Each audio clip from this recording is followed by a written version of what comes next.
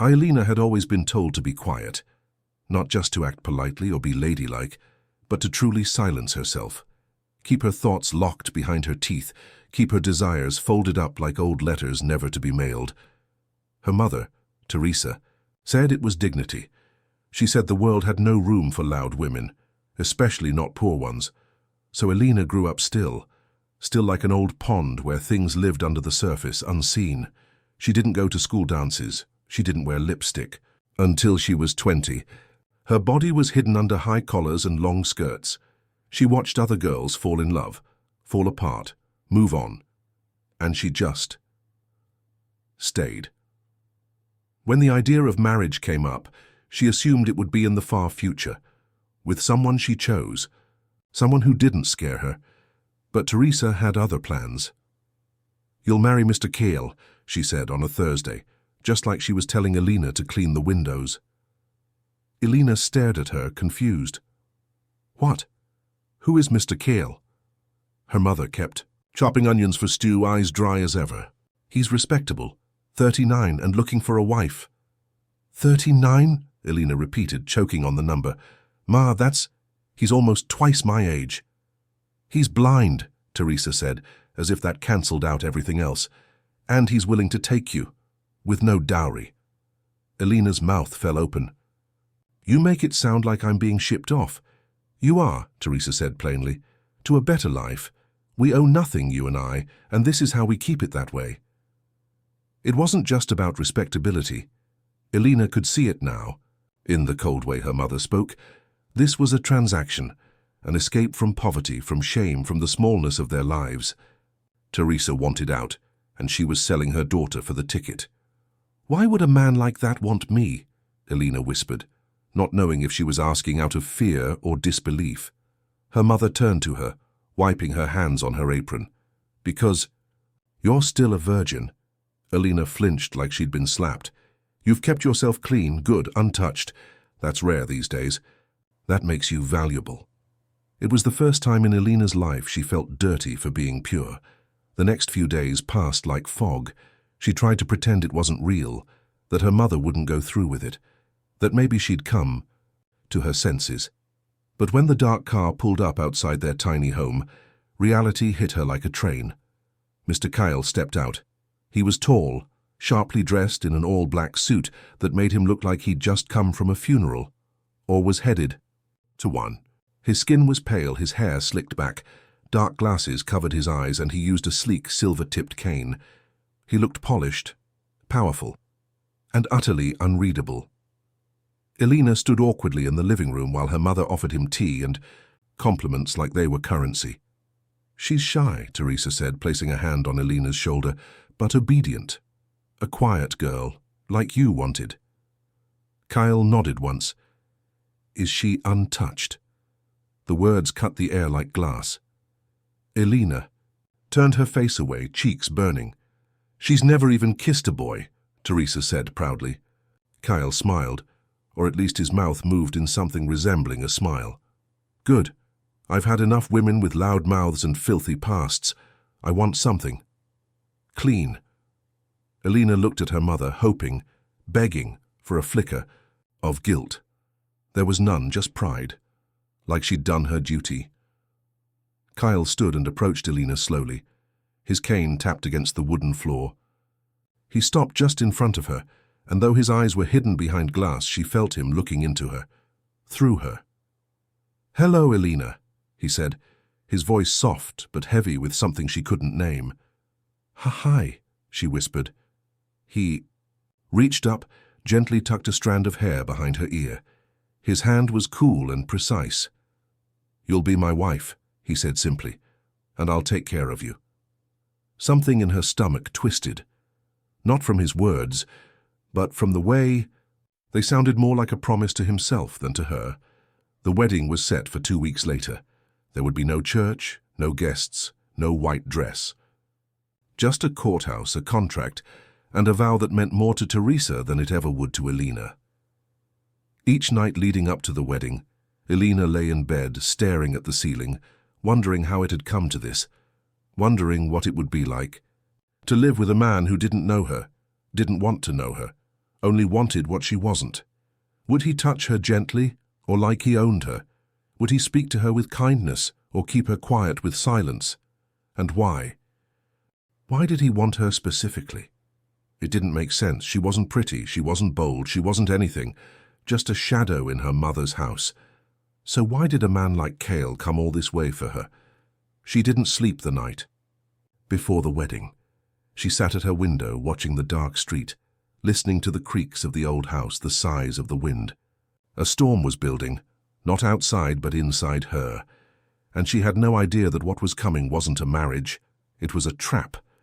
The wedding happened in 15 minutes, no white dress, no music, no friends or flowers, just a stiff clerk who barely looked up from the papers, a bitter-faced Teresa, and a man Elena was now expected to share her life and body one with. She signed her name with shaking hands. Elena Kyle. It didn't feel real, it didn't feel hers. Kyle stood still the entire time, his hand resting on the handle of his cane, his glasses never once coming off. He didn't smile. He didn't offer his arm. He didn't even say the vows out loud, and he just nodded once when asked. Then it was done, and Teresa hugged her for the first time in years. Not with warmth, but with finality, like handing over a package. "You're a wife now," she said against Elena's ear. "You be good to him. Do your duty." Elena said nothing. She wanted to scream, but she was too numb for rage. She walked out of the courthouse with Cale beside her, his driver opening the door to a black car that gleamed like oil under the sun. The ride to his home was silent. Kyle didn't speak, just leaned back, fingers resting on his cane. Elena stole glances at him. His face was unreadable, calm, too calm. He didn't seem nervous or excited or interested. "You don't have to be afraid of me," he said suddenly. She turned quickly. "I'm not." A small smile curved his lips. "You're lying." Elena looked away, her hands twisting. In her lap. His house, their house now, sat on the edge of a quiet hill outside town. It wasn't a mansion exactly, but it looked like one. Stone walls, tall windows, iron gates. A place that didn't fit the dusty roads and crumbling buildings of their area. The driver opened the gate with a remote. Elena stared as they pulled in, the tires crunching gravel beneath them. The house looked cold, immaculate, empty. Inside, everything smelled like lemon polish and silence. The walls were grey, the floors black marble. Thick curtains blocked out most of the sunlight. The air felt dead, like no one had lived there in years. "This is home," Cale said as they entered. "You'll find your room upstairs across from mine. You're not expected to sleep in my bed unless I ask." Elena flinched. "Right. There are rules," he continued. "Simple. Ones, don't go into my study, don't use the west stairwell, don't enter the cellar under any circumstances." She blinked. "Why?" He tilted his head slightly. "Because I said so." The words landed sharp like a door slamming shut behind her. He wasn't angry, but he didn't need to be. There was something absolute in the way he spoke. A kind of power that didn't need yelling. "You'll be provided everything you need, food, clothes, books if you like them." Elena nodded slowly. "What about friends or visiting family?" "You may write letters, but no visits and no calls. This house is private." She wanted to ask why, but her tongue stayed flat and heavy in her mouth. Kyle turned toward the stairs, tapping his cane on the first step. "Your things are already in your room. Settle in." She stood frozen for a few seconds after he left. The driver had vanished. The doors were closed. The house had no sound but the faint ticking of a faraway clock. It felt more like a prison than a home. Elena walked slowly through the hall. The walls were decorated with dark paintings, all abstract, all unsettling. She passed a massive mirror in a gold frame, but the surface was covered with a thick sheet. Her room was clean, big. The bed had silk sheets. The wardrobe was full of expensive clothes, all new, all her size. Everything in the room was perfect, except for the lock on the outside of the door. She stared at it, then slowly reached out. Trying the knob, it opened from the inside, but from the hallway, someone could lock her in, and that someone didn't even need to see to do it. She sat on the bed, heart racing. This wasn't marriage. This wasn't even arranged. It was orchestrated, controlled. That night Kyle didn't come to her room. He didn't speak to her after dinner. They ate in silence across from each other at a long dining table. Elena barely touched her food. He chewed slowly, as if counting each bite. He only said one thing before standing up. "Do not go wandering in the night. There are things in this house that don't take kindly to strangers." She didn't sleep well. Around 2 a.m., she heard faint footsteps. Not his, and lighter, slower, dragging. She sat up in bed, listening hard. The sound passed her door, then faded down the hallway. Her pulse thumped like war drums. In the morning, she asked Kyle. "There was someone in the hallway last night," she said, carefully watching him. He didn't look up from his paper. "There's no one else here." "But I heard—" "You heard the house," he interrupted. "It's old. It makes noises." She stared at him. "It didn't sound like the house." He smiled coldly. "Then don't listen." And just like that, the conversation was over. Later, while exploring the upstairs hall, she passed a closed door. It looked like any other. But something about it made her stop. The doorknob had scratches around it, as if someone tried to get out. She touched it, cold as ice. Behind her, Kyle's voice echoed down the hall. "I said no wandering." She spun around. He stood there, expressionless. "How did you know I was here?" she asked, breath caught in her throat. He tilted his head. "I don't need eyes," he said softly, "to know when something is out of place." Elena spent the next few days moving through the house like a ghost. Kyle barely spoke. When he did, it was short commands: eat, sit, leave, sleep. He never raised his voice, never touched her, but somehow that made everything worse. His cold calmness felt like a trap she couldn't see, only sense, like the real danger hadn't started yet. The rules of the house played over in her head like scripture. Don't go in the study, don't use the west stairwell, don't enter the cellar. But her curiosity was louder than her fear. It started with small things, the sound of humming late at night, though no music ever played. A drawer in her room that was empty one morning, though she'd put a notebook inside it the night before. Lights flickering on and off when she hadn't touched the switch. The mirror in the hall lying still covered. But once she passed it and felt something watching her through the cloth. The feeling didn't leave her. It clung. Kyle moved through the house like a shadow. He never bumped into furniture, never knocked into corners. He walked like he knew every inch, not just physically, but intimately. Sometimes she swore he looked directly at her despite the sunglasses, like he could see her, and just chose not to tell her. By the 6th day, Elena had stopped eating full meals. Her nerves were twisted so tight that food made her nauseous. She wrote letters to her mother but never got a response. She didn't even know if they were being sent. She asked Kyle's driver one morning. The man, tall, mute, with eyes as lifeless as Kyle's voice, just looked at her and said nothing. That was when she started to suspect something bigger, not just a cruel husband, not just a controlling household, something else. One morning, while Kyle was gone, off to some appointment he didn't elaborate on, Elena wandered. Carefully, quietly. She stepped over the creaky board near the kitchen, avoided the spots under the rugs that dipped, hinting at hollow spaces below. She made her way to the study door. It was locked, of course. But something strange scratched. At the edge of her thoughts, the key. Kyle always kept a key on a chain tucked into his shirt. He never left without it, but she remembered last night, when he was in the library reading with his fingers, the chain wasn't around his neck. He'd left it on the table, and it was still there now, like he wanted her to take it. Her hands trembled as she fitted into the lock. The door clicked. She pushed it open, half expecting an alarm to go off. It was a plain room. Heavy shelves lined the walls, packed with books in braille. A desk sat in the middle, old wood with clawed feet and drawers on both sides. The curtains were drawn, so light filtered in faint and golden. On the desk, a single folder. She didn't want to look. She looked. Inside were photos of her. Not just recent ones, not from when Kale had started courting her through her mother, but from years ago. A school photo from when she was 15. One at the town market, standing near a fruit stall, not even aware she was being photographed. One of her asleep in her bed, hair spread across her pillow. Her breath caught in her throat. She flipped to the next paper. A medical form, her medical form, records of her childhood immunizations, a dental chart, even a note confirming her virginity from a doctor she hadn't seen in years.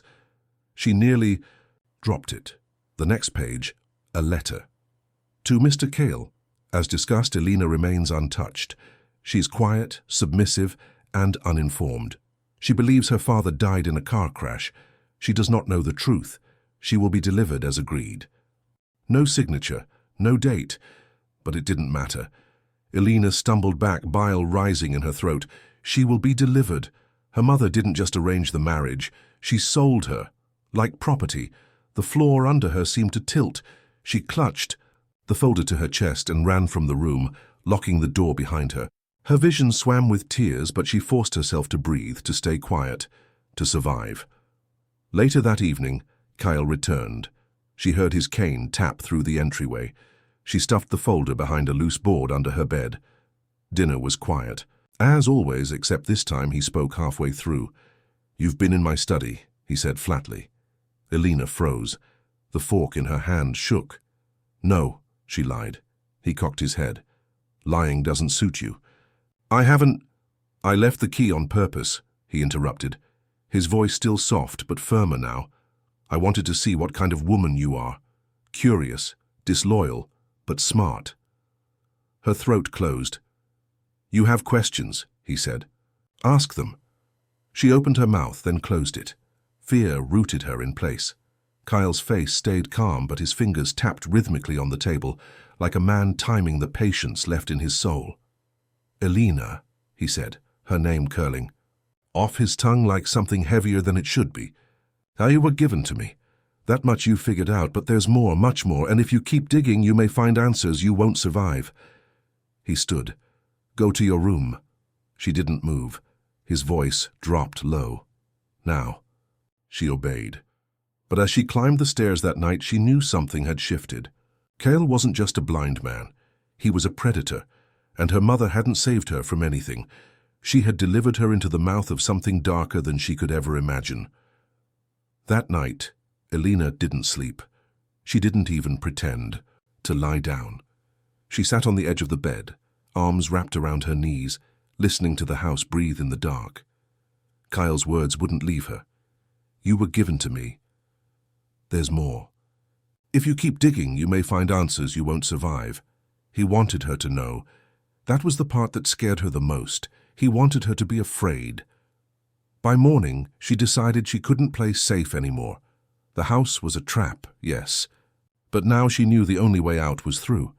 She waited until Kyle left again, supposedly to see his accountant. The man never said where he was going, and she had no idea if he actually left the property. But the driver took him, and that gave her at least an hour. Elena went straight to the back of the house, to the west stairwell. One of the forbidden places.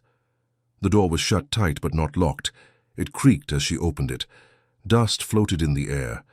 The stairs were narrow, old wood that bent beneath her weight. She held her breath and moved slowly, listening with every step. At the bottom was another door, heavy, bolted from the outside, a cellar. The door didn't budge at first, but she saw the bolt was rusted. After several sharp yanks, it gave way. The smell hit her instantly, had mildew, copper, and something worse. She covered her nose and stepped inside. It was dark, but her phone flashlight lit the space. What she saw didn't make sense. A twin-sized bed in the corner stripped of sheets, metal cuffs on the frame, a camera mounted in the ceiling corner, blinking with a dead red light, a small table with a single white candle, a diary beside it, and the walls, scratched with lines tallied like days in prison. Elena's hands shook as she opened the diary. The handwriting wasn't hers. It was messy, frantic. It started with a name. "My name is Serena. If you're reading this, he hasn't killed you yet." Elena's throat dried. She flipped the page, more writing. He brings girls here. Young ones, quiet ones from poor families. He tells them he'll marry them, but he doesn't want a wife, he wants something else. I don't know what. I stopped trying to understand after the third one vanished. He keeps us here.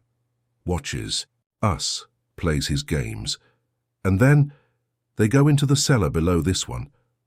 I don't know what happens down there. But they never come back. Elena dropped the book. Her knees buckled. Kyle wasn't just cruel. He was a collector, a hunter. He didn't want a companion. He wanted a victim, and not just one. He had done this before, many times. Elena stumbled out of the room, slammed the door and bolted it back. Her hands were slick with sweat and dust. Her heart beat so loud it hurt. She had to get out. She raced up the stairs, ready to pack her things, ready to run to the nearest police station, the next town, anywhere. But when she reached her room, she stopped. There on the bed was the folder she'd hidden, open. Kyle had found it. A note sat on top of it in thin, cold handwriting.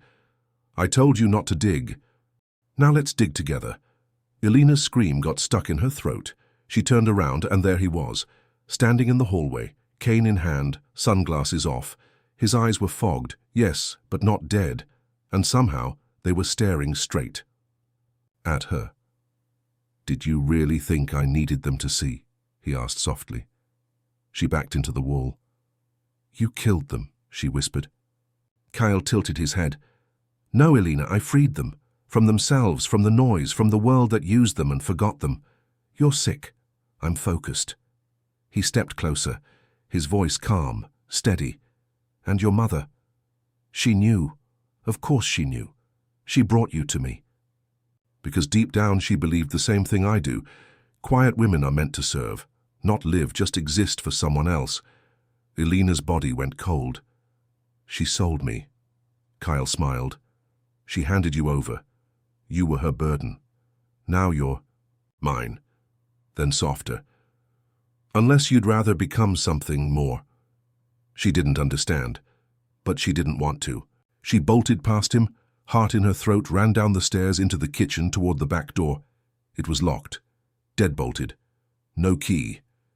She grabbed a knife from the drawer, trembling. Kyle appeared behind her, slow, unfazed. Good, he said. Fight. I like that. The others begged, screamed, but they never fought. Elena turned, holding the blade out. Don't touch me, she hissed. Kyle stopped, just inches away. He leaned close. I don't need to touch you. You'll crawl into my arms on your own, just like she did. Elena blinked. Who? He grinned. Your sister. The words hung in the air like smoke. Your sister. Elena stared at him, stunned. I don't have a sister. Kyle didn't blink. That's what you were told. Her voice broke. No, my mother never, she never talked about her? No, she wouldn't. She was ashamed. She buried it like she buried everything else. But you had a sister, Elena. Her name was Mari. Elena's knees weakened. She gripped the edge of the counter to keep from collapsing. You're lying. Kyle took a step closer, slow and deliberate. She was 17, quieter than you, and much more obedient. Your mother offered her to me 6 years ago, a trial run, she called it. Elena shook her head, shaking like a leaf. No, I would have remembered. Why wouldn't I remember? My own sister? Kyle shrugged. Because your mother erased her just like that. After Mary went missing, she told the neighbors she'd been sent to live with an aunt in the city. Told you she was just a friend from church who moved away. You were young. You believed her. Why wouldn't you? Elena's mind was spinning.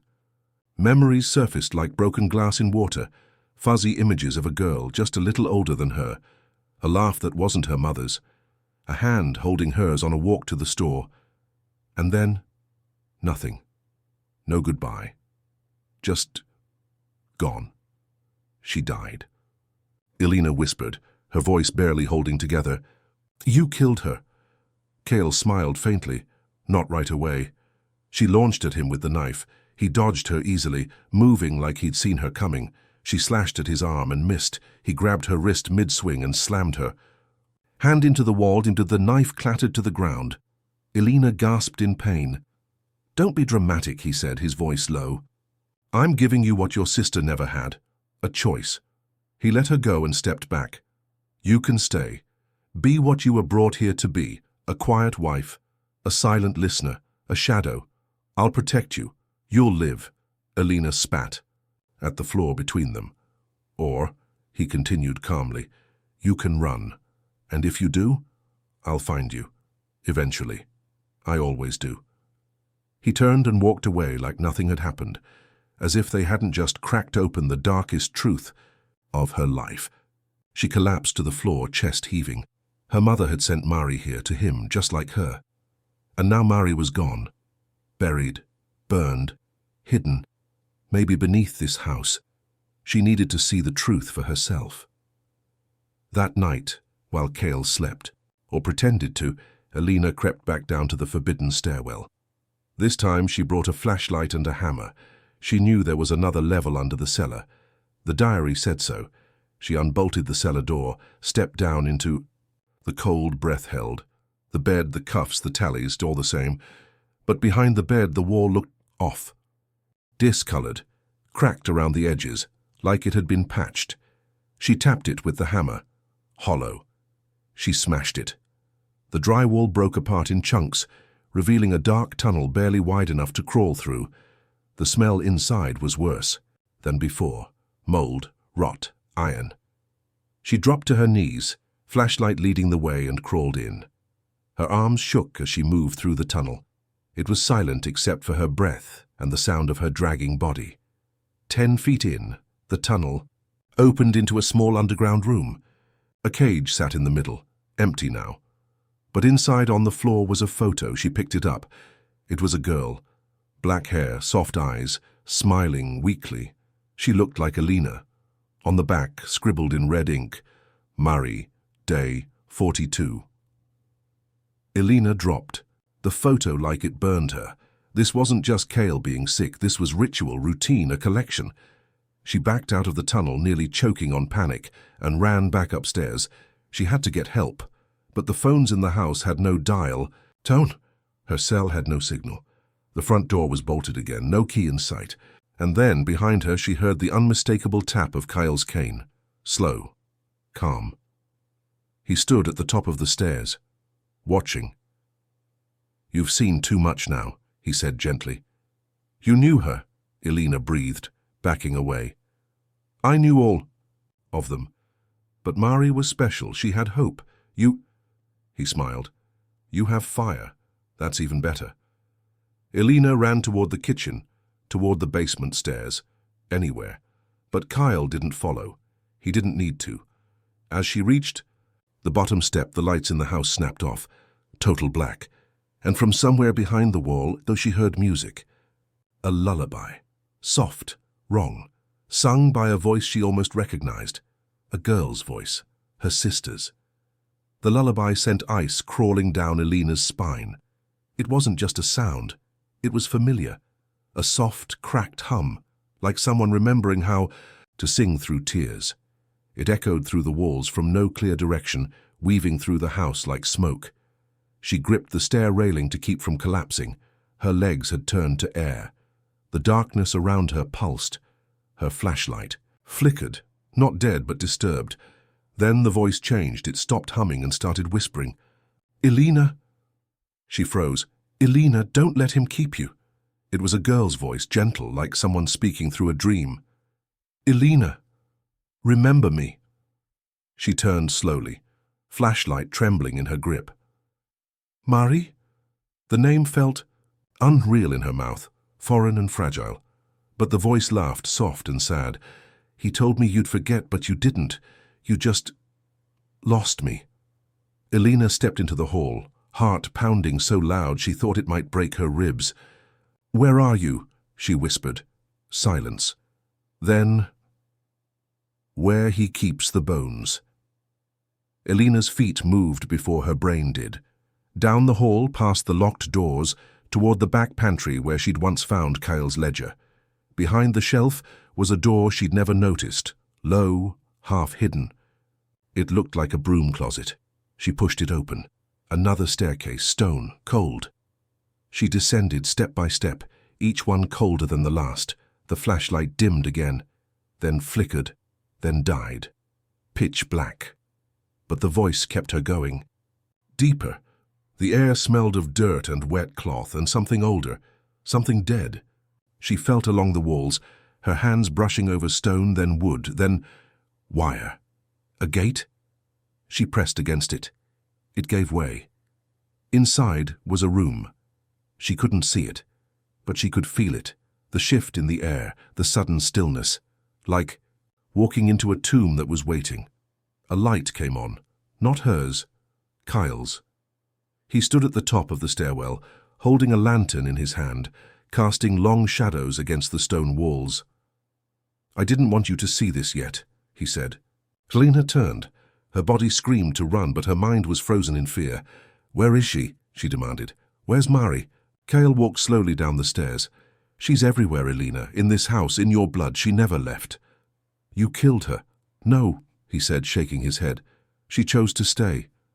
He stepped into the light and held out something in his hand, a necklace. A small silver locket with a tiny M engraved on it. Helena gasped. She remembered that locket. Mari had worn it when they were kids, back when Helena thought she was just a neighbor's daughter, not her own sister. Cale looked around the room like it was a chapel.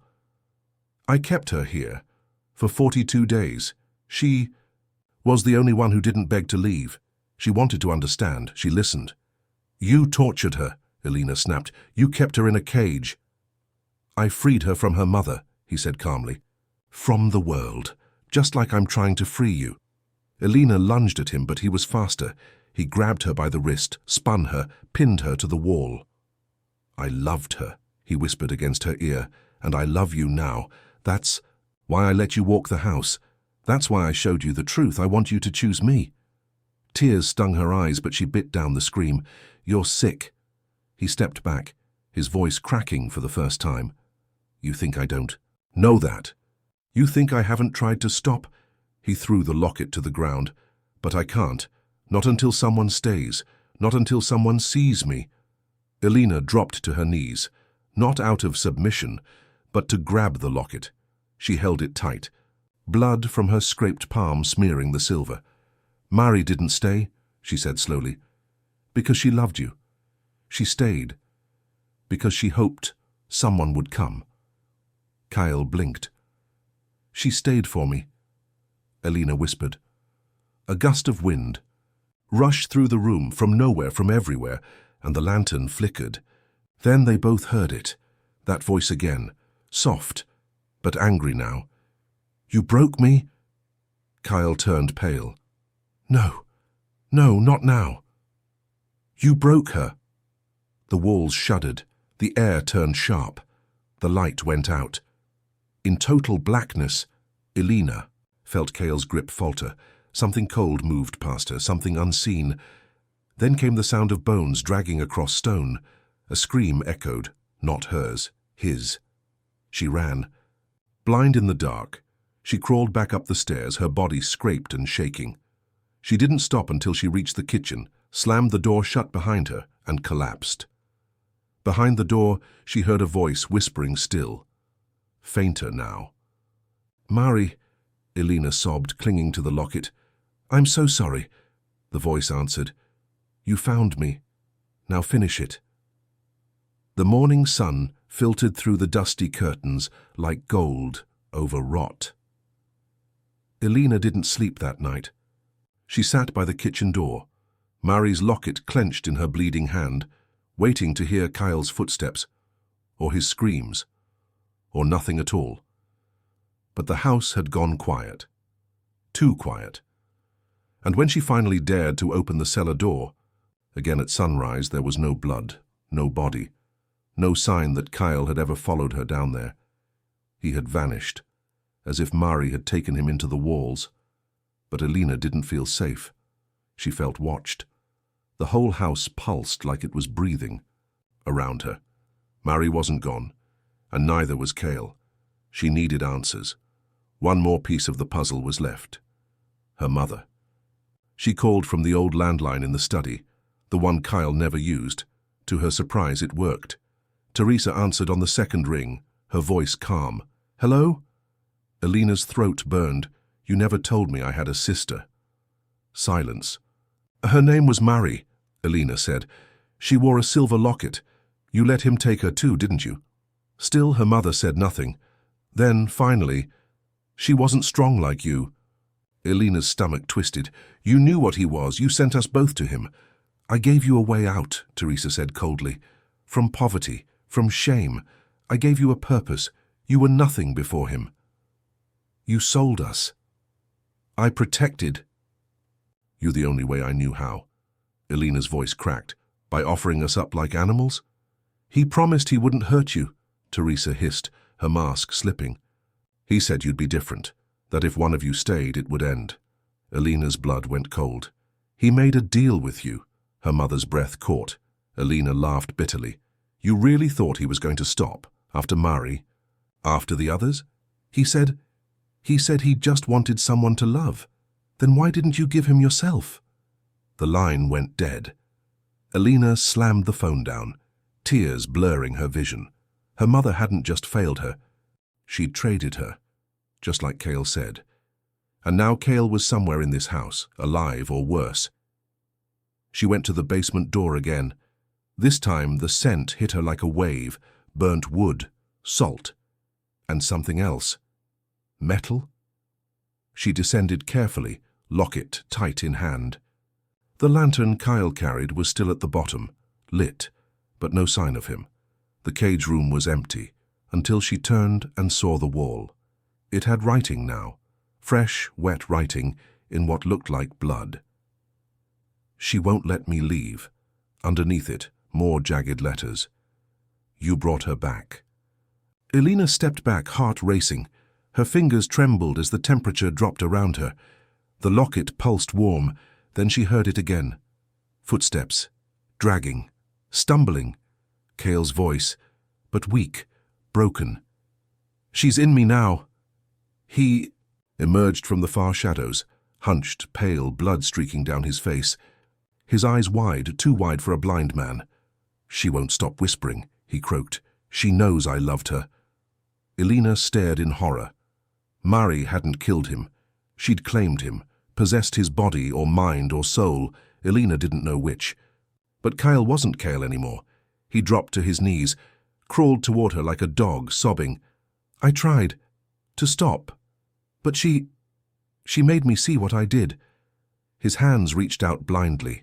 Elena lifted the locket. "She stayed," she whispered, "to make sure you never touched another girl again." His body spasmed. He screamed, a deep, awful sound that rattled the stone walls. The air thickened. The lights went out again.